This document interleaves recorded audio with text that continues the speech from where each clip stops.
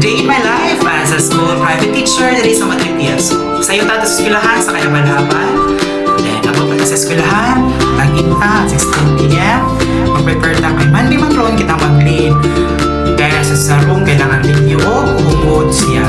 Then, sa faculty, magbasa sa guide sa Rosary and the first time, mag-lead Rosary. Then, tatapikan ang activity niya sa review para sa exam. So, may kita.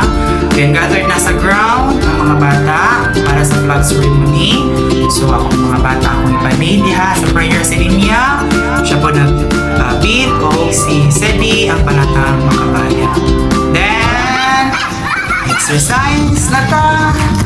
Kaya papasang sa'yo na Matripias ang chocolate. Of course, kailangan i-check ito itong then, prepare sa Holy Rosary diha. So, kami ang nag-lead sa Rosary kanong grade 3. So, puta nga this simana na ay kalipay o kalinaw sa atong kinabuhi.